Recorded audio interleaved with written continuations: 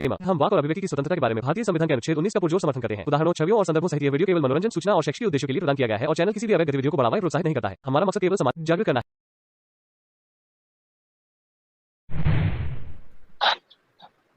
खालिद यूसुफ साहब, आपका इस्तकबाल है।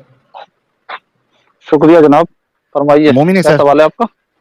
अच्छा, पहला सवाल यही है, टनाटन सुननी है एकदम, टनाटन सुननी है। मैं बिल्कुल टना टन बिल्कुल टनाटन, मैं टना टन टनाटन, टनाटन दे सुननी बरेलवी वाले। धना धन दे धना धना धन, ये वाले। हाँ, यस यस यस, मैं सुन्नी, फरमाइए। मैं टीटीएस। मैं सुननी, टीटीएस ये अच्छा है बिल्कुल सही सही जगह गए आप, बिल्कुल। अच्छा, खालिद यूसुफ हाँ साहब, आपका सबसे पहले हाँ इस्तकबाल है। कहाँ से हैं आप? इंडिया से हैं? कहाँ से हैं? हाँ, इंडिया इंडिया इंडिया। अच्छा अच्छा, ये हमारे एक अभी जो बचकाने भाई आए थे 22 साल के, वो कह रहे थे कि तुम जन्नत जहन्नम में मानते नहीं हो, तो तुमको जन्नत जहन्नम मिलेगी नहीं। तो ऐसा कुछ होता है क्या? मैं जन्नत जो जहन्नम नहीं मानूं तो मेरे को अल्लाह जन्नत जहन्नम नहीं देंगे? जो नहीं मानेगा उसे जहन्नम मिलेगी, जो मानेगा उसे जन्नत मिलेगी। सीधा सा तो फंडा है अल्लाह का, तो सीधा फंडा है एकदम। वो चीचा तो बोल के गए कि तुम नहीं मानते हो तो तुमको नहीं मिलेगी। तो जन्नत ही तो नहीं मिलेगी, जहन्नम तो मिलेगी। दो में से एक तो मिलेगी ना मिलना है, दो जहन्नम? ऑप्शन है। हाँ, तीसरा ऑप्शन जहन्नम कौन जो, सा? तीसरा तो कोई ऑप्शन ही नहीं है। अच्छा अच्छा, खालिद साहब अभी ये बताइए कि जो हाँ। हमारे फौजी है और जो फ्रीडम हम्म, फाइटर है, नॉन मोमिन, हम्म, क्या वो जन्नत हम्म। जाएंगे या जहन्नम में जाएंगे? नॉन मुस्लिम तो जहन्नुम में जाएंगे डायरेक्ट, एकदम सीधा संदूकों में डाले जाएंगे जहन्नुम के। तो फौजी हजरात भी जो नॉन मोमिन है वो जहन्नम में ही जाएंगे? बिल्कुल, संदूकों के तलों में डाले जाएंगे। तो आप जो है, अरे गुफरान करीम साहब आ जाइए जरा, आपकी आपके इस्लाम को समझना है हमें। तो खालिद यूसुफ साहब, ये आपको ये गवारा है कि हमारे फौजियों को जहन्नम में भेजा जाए, जलाया जाए, पकाया जाए? बिल्कुल बिल्कुल, भेजा जाना चाहिए। ईमान नहीं है जिसका अंदर, तो वो तो सीधे जहन्नुम में जाना चाहिए ना। वो बात अच्छा, करूँ रो क्या करा, मतलब ये कि दुनिया में ईमान नहीं रख रहा, ना अल्लाह पे यकीन, ना कुरान पे यकीन, ना रसूल पे यकीन, में 72 हूरे हासिल कर लिया। कैसे कर लिया? कभी जो ऑफर है, ऑफर छोड़, मतलब आपको कोई ऑफर दिया है और उसको आप यूज ना करो तो ऑफर मिल जाएगा आपको। तो ये आप इस्लाम से कभी निकले? लेकिन यही हाँ? सब यही सब चीजों को देख के आप इस्लाम से निकल गए? ना ना, मैं तो इस्लाम का बहुत पक्का पाबंद आदमी हूँ। नमाज भले ही ना पढ़ूं, लेकिन जन्नत तो मेरी पक्की है ना।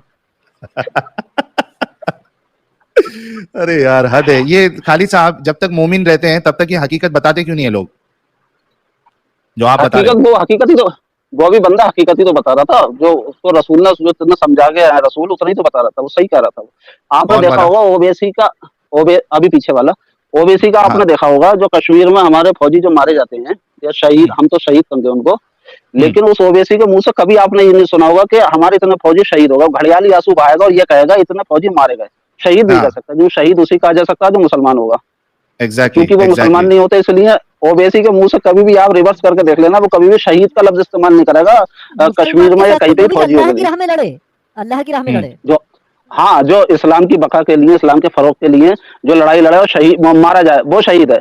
जो कौम हम्म के लिए, इंसानियत के लिए, राष्ट्र के लिए जो मरे, तो वो शहीद, वो गैर मुस्लिम शहीद नहीं हो सकता। ये ओवैसी का आप देख लेना। तो ये तो इन लोगों का फंडा है ना। आप बड़ी जल्दी समझ गए मेरे बारे में। साहिल अरे साहब, क्या भाई, बात है हम कैसा है ना, दो बात सुन लेते हैं ना तो पूरी अंदर का समझ लेते हैं कि क्या सोचता है आदमी। लेकिन यार, खालिद भाई, मैं चाहूंगा कि आप खुद बताइए, जो हमारे मोमिन भाई है, और जाहिर सी बात है, मैं डंके की चोट पे कह सकता हूं कि कई सारे हमारे मोमिन भाई है जिनको देश से मोहब्बत है। हालांकि इस्लाम के नजरिए में ये सब कोई चीज है ही नहीं, देश से मोहब्बत और ये और वो। लेकिन मैं मुसलमानों की बात कर रहा हूँ, ठीक है? तो मुसलमानों के अंदर तो देश की मोहब्बत है और हमारे फौजियों के लिए भी रिस्पेक्ट है। तो ये जो बातें हैं जो इस्लाम देता है कि भाई, ये अगर इनको यानी ये शहीद हो जाते हैं, बलिदान दे देते हैं, तो इनको अल्लाह डालेगा जहन्नम में ही। तो क्या हम्म, इससे इनकी आंखें ये देखकर भी नहीं खुलती है कि यार ऐसी ऐसी बातें लिखी है इस्लाम में? ये बहुत कंफ्यूज है साहब। जो पक्का हम्म सच्चा, जिसको आपने कही ना मोमिन, जो पक्का सच्चा है, जो पढ़ लेता है कुरान को, हदीस को, और उसकी जानकारी ले लेता है, या तो वो आप और हम जैसा हो जाएगा, या फिर वो हाँ, लादेन बन जाएगा। और ये जो कंफ्यूज वाले हैं, जो वतन से भी मोहब्बत है और कुरान से भी मोहब्बत है, तो ये कंफ्यूजन है। तो इन्होंने कुरान को, वतन से इसलिए मोहब्बत है क्योंकि हमारा जो माहौल है, हमारा हमारा सोशल करेक्शन जो है, वो वतन से हम्म मोहब्बत वाला है। हमारी सारी फिल्में, हमारा सारा माहौल आसपास का हमें सिखाता है वतन से मोहब्बत। हम नावल हम्म बचपन से पढ़ते आए, वो सारे वतन से मोहब्बत सिखाते हैं। हमारी तमाम फिल्में जो है वो सारी वतन से मोहब्बत सिखाती हैं। तो हम्म और हम जो जिस स्कूल में हिंदी मीडियम, इंग्लिश मीडियम में पढ़ने जाते हैं, वो भी सब वतन से मोहब्बत की बातें करते हैं। तो सोशल करेक्शन एग्जैक्टली। हमारा वतन का मोहब्बत। तो वो इसलिए हम्म हमारी नसों में रच बस जाता है वतन से मोहब्बत। हम्म लेकिन इन लोगों को कुरान का, आम तौर पर मुसलमान को हिंदुस्तान में तो कम से कम नहीं है, पाकिस्तान अफगानिस्तान में भले ही हो, कुरान की हकीकत क्या है लेकिन यहाँ पर ना तो यहाँ तो नमाज से ज्यादा ताल्लुक, नमाज सिर्फ नमाज से ताल्लुक है। नमाज गए, पढ़ के और घर आ गए, या मीलाद घर पे करा लिया 40 में का 10 में का, या मुहर्रम का जो होता है हमारे यहाँ। इससे ज्यादा इससे और अधिक ज्यादा इनका कोई ताल्लुक नहीं है इस्लाम से, इसलिए ये नहीं जानते कि इस्लाम क्या कहता है। इस्लाम को जो जान जाएंगे या तो छोड़ देंगे या जिहादी बन जाएंगे, दो ही बातें करेंगे और ईमानदार होंगे। या फिर हर एक का विवेक जागा हुआ नहीं होता है। जैसे कि सचिन तेंदुलकर, एक बार अंजलि का इंटरव्यू आया था सचिन तेंदुलकर की बीवी का, कि जब सचिन तेंदुलकर क्रिकेट देखते हैं घर में बैठ के अंजलि के साथ, उसका अपना स्टेटमेंट था अंजलि का कि तो बॉलर जितना रनअप लेता है और बॉलर जिस हिसाब से बॉल फेंकता है, तो सचिन तेंदुलकर गेंद गिरने से पहले ये बता देते थे अपनी बीवी को, ये बॉल यहाँ पर आएगी और इसको इस तरीके से बैटिंग करना चाहिए। तो क्योंकि गॉड गिफ्ट है सचिन तेंदुलकर के अंदर, इसलिए सचिन तेंदुलकर उस इल्म को जान जाते थे। हमारे मैं अपनी तो बात नहीं कर रहा, मैं तो छोटा सा आदमी हूँ, लेकिन आपके अंदर इल्म है कुरान को, हदीस को या धर्म को जानने का ही गॉड गिफ्ट दिया कुदरत ने आपको। विवेक आपका जागा हुआ है। लाखों लोगों में किसी एक दो का विवेक जागा हुआ होता है जो समझ लेता है हकीकत को। एक कुरान की आयत पढ़ेंगे आप, उसके अंतर तक चले जाएंगे। लिखने वाले ने, मोहम्मद ने, उसके दिमाग में क्या चल रहा था जो उसने लिखा। लेकिन 99% मुसलमान जो है वो इसका विवेक उनका इतना कुदरती तौर पे जागा हुआ नहीं होता, इसलिए वो समझ नहीं पाते। वो नमाज तक ही महदूद रहती है, उतनी पढ़ते रहती है, उससे ज्यादा उन्हें कुछ नहीं पता है। या फिर मौलाना ने जितना बहका दिया उतना बहक गए वो। तो खालिद भाई, ये यानी आप इस्लाम से फिर कभी आपने किनारा कशी कर ली, कब निकल गया आप, क्या समझ में आपके आया? और मुझे तो बहुत वक्त हो गया जनाब, बहुत वक्त हो गया, स्टार्टिंग से 11-12 साल की उम्र थी जब से ही। हाँ 11-12 साल की, अभी तो 43 का हूँ मैं। 11-12 साल की मैं 15 साल की उम्र से तो नमाजों में भजन पढ़ता था और आज भी पढ़ता हूँ।